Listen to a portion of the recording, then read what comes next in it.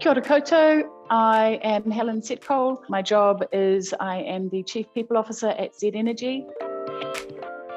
Yeah, I'm really quite excited about the work we're doing here. We have made a decision to try and close the retirement gender savings gap by doing two things. One of them is how we treat parental leave. When you go on parental leave, you're not making any contributions to KiwiSaver. What we've actually said is we will continue to make employer contributions to your KiwiSaver while you're on parental leave, because all those little things add up, right, over time. And it feels like a relatively small contribution from us to actually give you a much longer term benefit. We already pay 5% KiwiSaver to all of our people. So we're really committed to people retiring with enough money to retire. But what we've said is that when you're on parental leave, you often have a gap in terms of your contribution to your retirement savings, which feels wrong. It felt like something that we could take a leadership position on. The other thing that we learned was we'd been doing some research with our people. A lot of our people who went on parental leave when they came back as working parents wanted to come back and work part-time. So we also see some of the retirement savings gap being because a lot of working parents work part-time. And we went, well, that doesn't feel quite great either. So we've made a decision that we will pay your KiwiSaver contribution from us as if you are a full-time employee, if you're working more than 20 hours a week. So two things to really focus on, just not falling behind, because once you fall behind, it's really hard to make up. And if you can actually cover that early in your career or at the point you're having children, then it should actually provide a lot of benefit to you in the longer term. It's a good question, because it certainly wasn't on the horizon when we started the year. We're already really committed to closing the gender pay gap. You will know that we've been working on the gender pay gap for a while, and we've signed up to Mindthegap. But what was quite interesting is the gender pay gap across New Zealand is about 9%. The retirement savings pay gap is 20%. It almost feels like the conversation we're not having, it's not more important, it's just a different conversation. If you think about women retiring with 20% less KiwiSaver than men, and women's life expectancy is longer. So we live longer and we have less money to live off. Just feels like a huge gap that we could make a difference on. As I said, we'd also learned not only the 20% gap, which came out of NZIER study, but also that we often end up with people working part-time when they're coming back from parental leave. So it just felt like a really good opportunity to play a different game in the space. That's kind of why. And that's why it was important to us. It's kind of the next step on from looking at our gender pay gap commitment.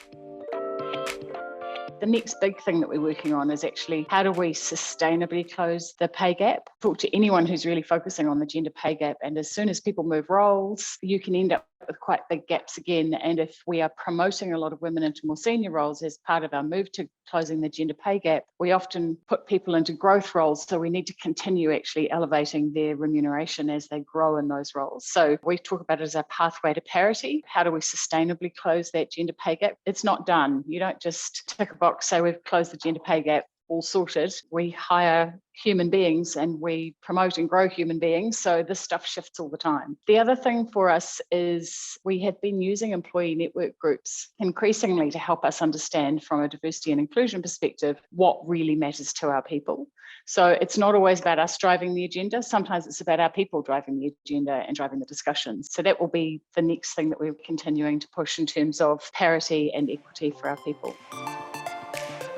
What would I say to other employers? I've had a couple of people say to me, but you're a big employer, you can afford this. I hear that, but actually I think as any employer, it's probably worth just running the numbers, because how many people are actually on parental leave at any point in time? And what is it that you're really investing in? For us, it's 5%, but for you, it might be 3% over 12 months. And you'll be contributing some of that if people are actually getting paid for part of their parental leave. But actually do the numbers and see what it actually really would cost you as a percentage of your payroll. This is a really small investment, and an investment that we can make in a more sustainable Aotearoa. I just think it's worth running the numbers. I don't think it's about a big employer can afford to do it more than a small employer. I'd really encourage you to have a look at your numbers. 100% of your workforce aren't going to be on parental leave all at once. But if they are, and they're coming back to work, you want them to stay. You think about the cost of losing people and hiring new people versus the investment in actually helping your people feel comfortable that they're earning enough to be able to retire happily and with a sense of financial well-being. It pays dividends.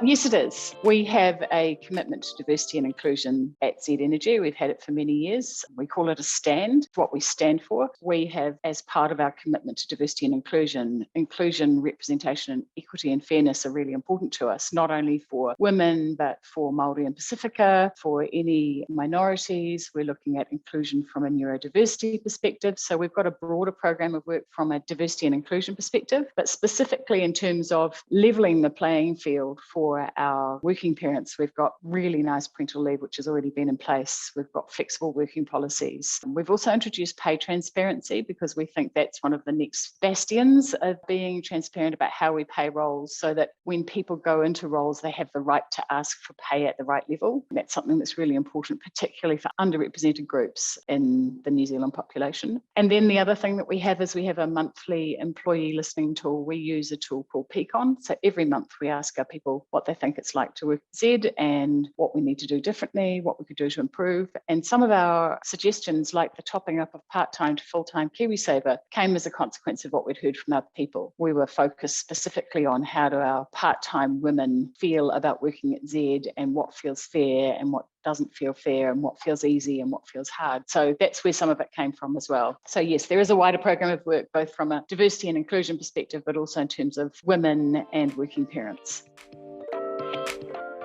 The interesting thing for us is we still have the majority of the people who take parental leave in our business are women, but we have more and more men taking parental leave as well, which is kind of interesting. Actually, being an employer that recognizes the needs of the diverse workforce makes you a more attractive employer, and it makes you more likely to be able to attract people and retain them. And it's not just people who go to use this leave. The thing that I found really interesting is I actually had one of the guys from our Wellington office came up to me the other day and he said, I just want to talk to you about this work you're doing with KiwiSaver. He said, I've already had my kids. But he said, I just think it's such a good idea and I'm telling anyone who'll listen. And I think that's part of it as well. It's hard to put a number on being seen as someone who's taking a leadership position by your own people. It's worth doing the numbers on how much it costs you to replace people versus actually bringing great people back to work. This on its own won't tip the balance for us, but having a reputation for being a good employer who stays ahead of the issues is probably the thing for us. I mean, I would really love it if all employers were doing this. This would be amazing.